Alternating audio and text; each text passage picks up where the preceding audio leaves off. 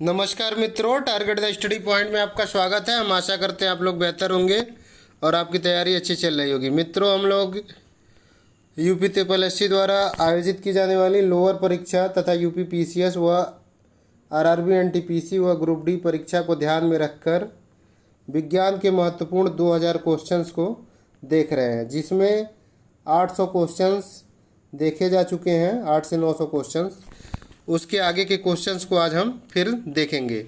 तो चलिए हम देखते हैं। ये सभी क्वेश्चंस बहुत ही महत्वपूर्ण हैं, जो किसी न किसी प्रतियोगी परीक्षा में पूछे जा चुके हैं। इनको लुसेंट, स्पीडी तथा घटना चक्र की बुक से छांट कर लाया गया है। तो चलिए हम देखते हैं आज का पहला क्वेश्चन क्या है। कांच पर लिखने के लिए किस अम्ल का प्रयोग किया जाता है? तो कांच पर लिखने के लिए हाइड्रोजन क्लोराइड का प्रयोग किया जाता है। समुद्री जल से नमक किस विधि द्वारा तैयार किया जाता है?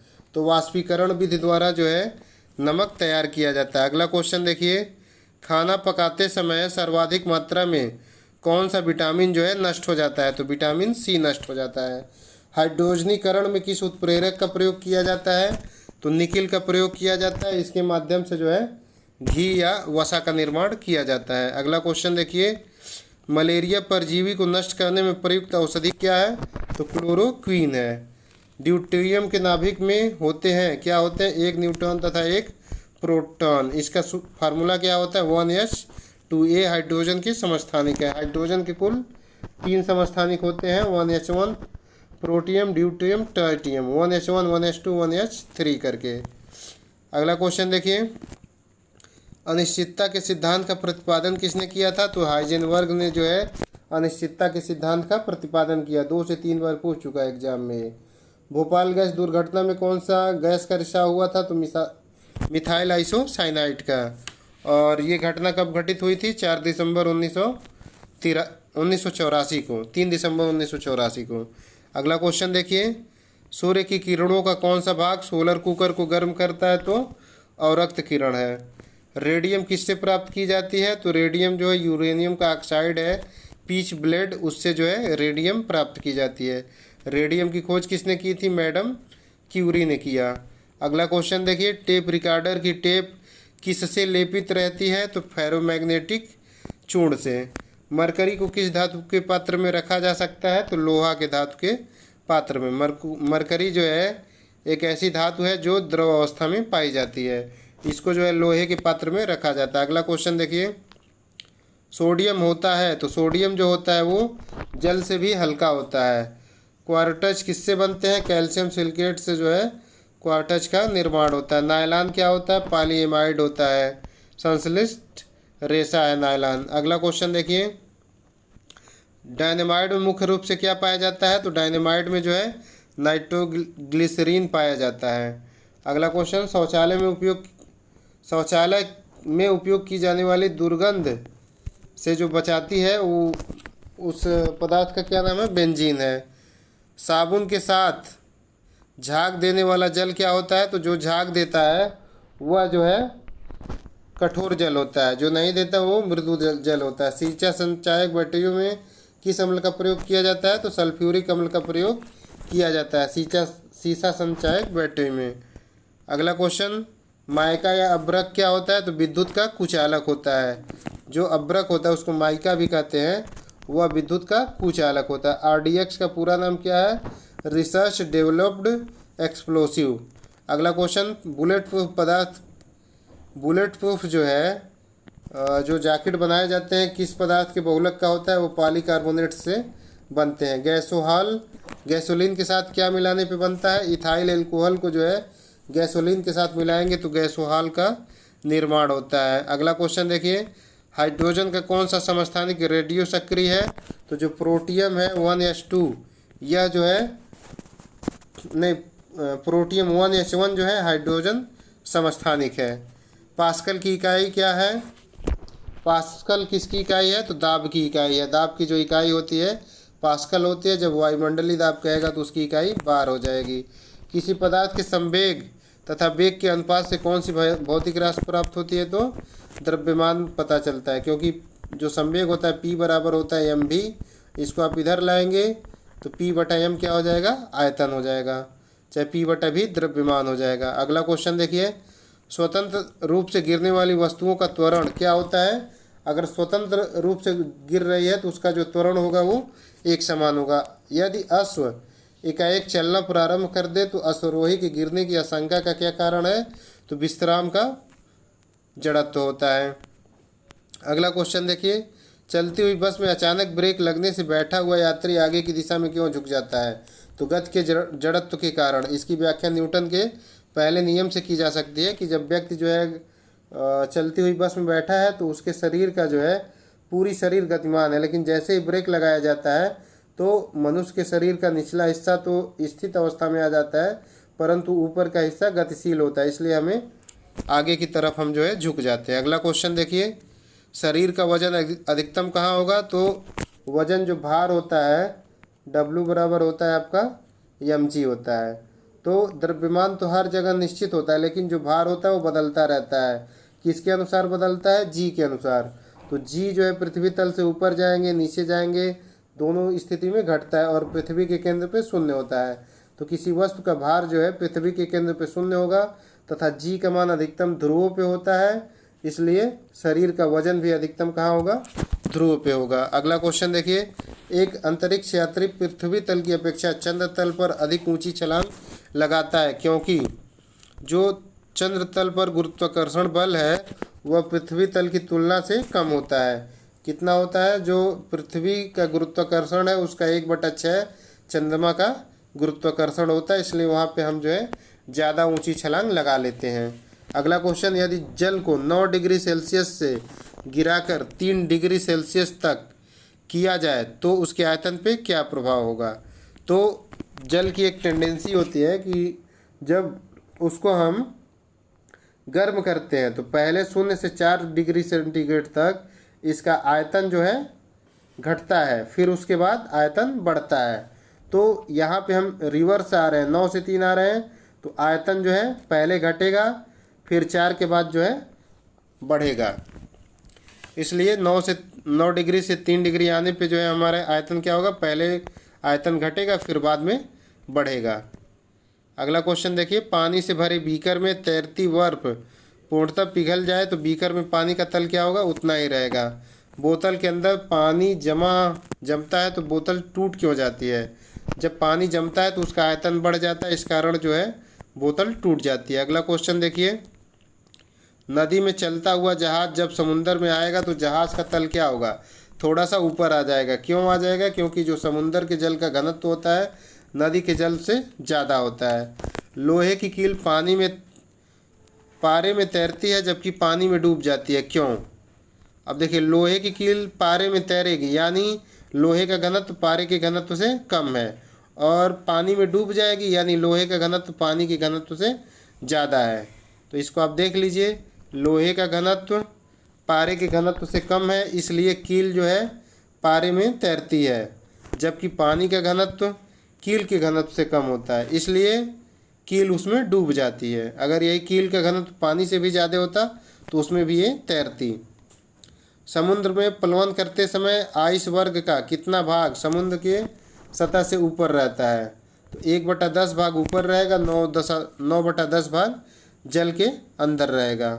अगला क्वेश्चन देखिए, मतलब कोई भी वस्तु अगर पानी में प्लवन कर रही है तो उसका जो है 1/9 हिस्सा जो है 1/10 हिस्सा ऊपर रहेगा, 9/10 हिस्सा नीचे रहेगा। साबुन के अंदर के बुलबुले का दबाव वायुमंडलीय दाब कितना होता है? तो बुलबुले के अंदर का जो वायुमंडलीय दाब होता है वह साबुन के अंदर के बुलबुले का दाब वायुमंडलीय दाब से अधिक होता है। साबुन का बुलबुला है उसके अंदर का दाब ज़्यादा है तब तक वो टिका रहता है, जैसे उसके अंदर का दाब वायुमंडलीय दाब से कम होगा ये इसको दबा देगा और ये बुलबुला फूट जाता है।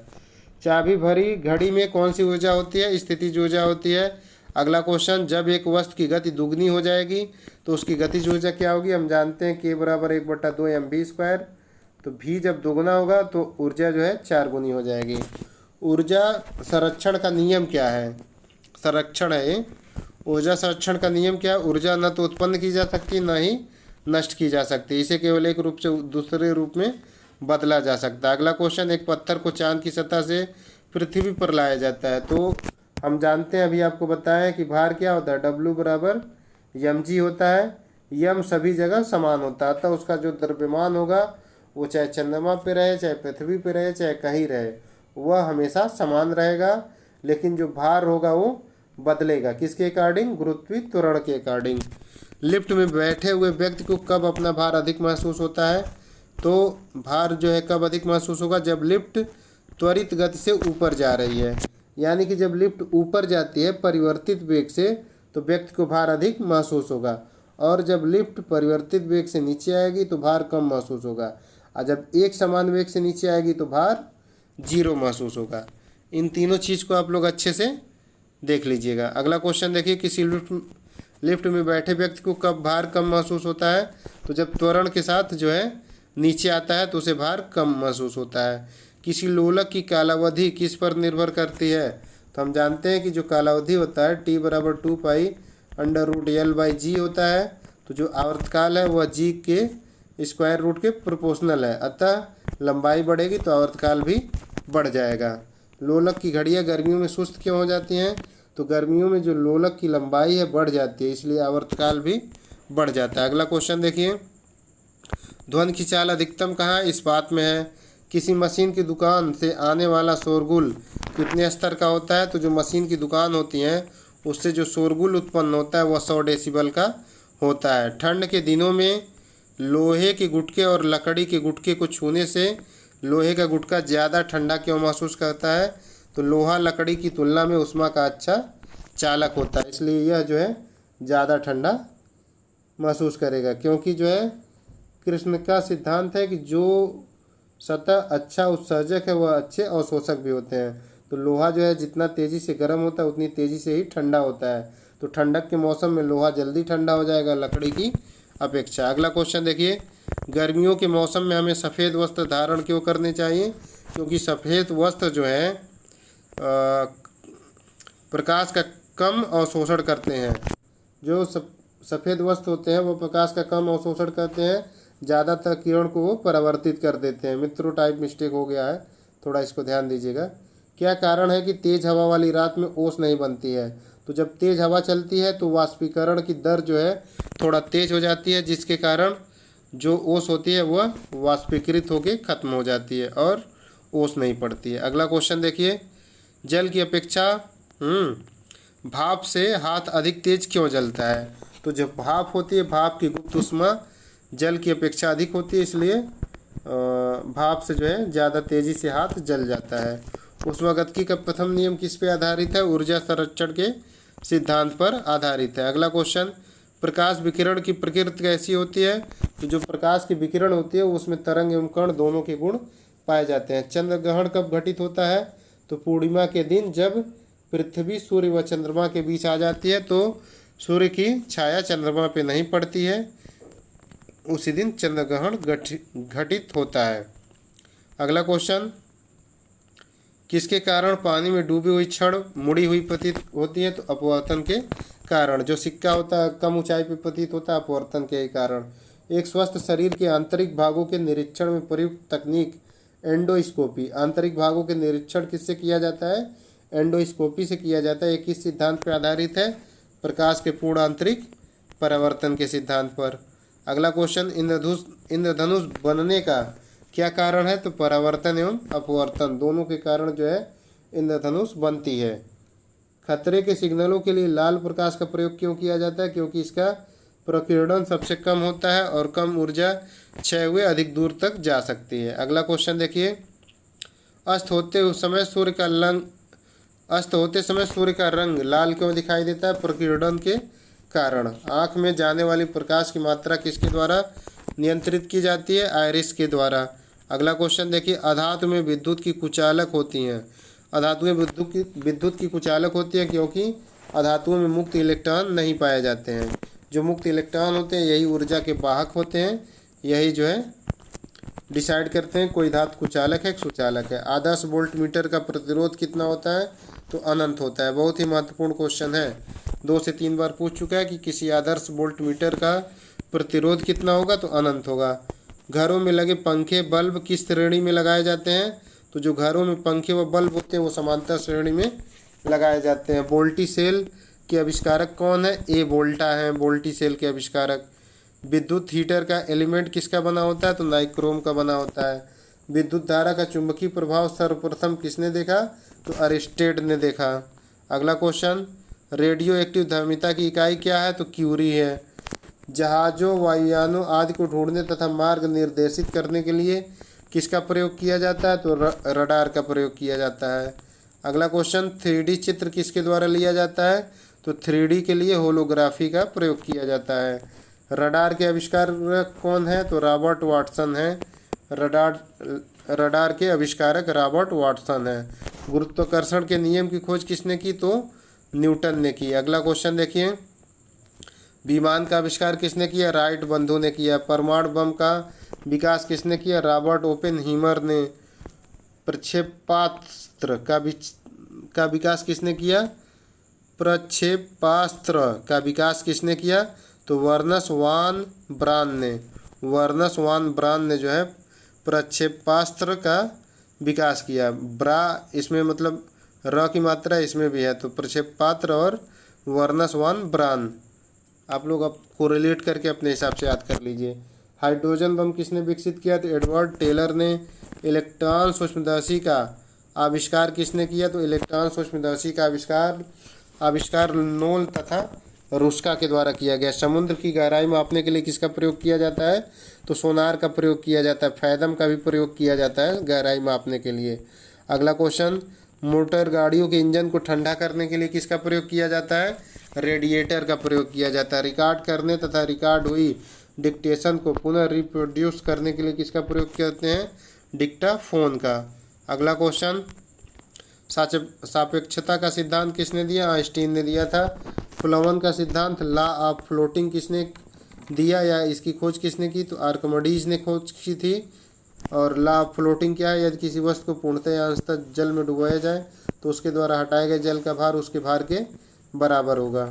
अगला क्वेश्चन देखिए, मेघ भरी रातें स्वच्छ रातों की तुलना में अधिक गर्म क्यों होती हैं? तो जो स्थलीय विकिरण होती है वह मेघ भरी रातों में जो है वायुमंडल में नहीं जा पाती है और इसलिए जो है अधिक गर्मी उत्पन्न करती है। भौमिक स्थलीय विकिरण या भौमीय विकिरण के कारण जो है मेघ भरी रातें स्वच्छ रातों की तुलना में अधिक गर्म होती हैं, क्योंकि जो बादल होते हैं भौमीय विकिरण के लिए पारदर्शी नहीं होते हैं।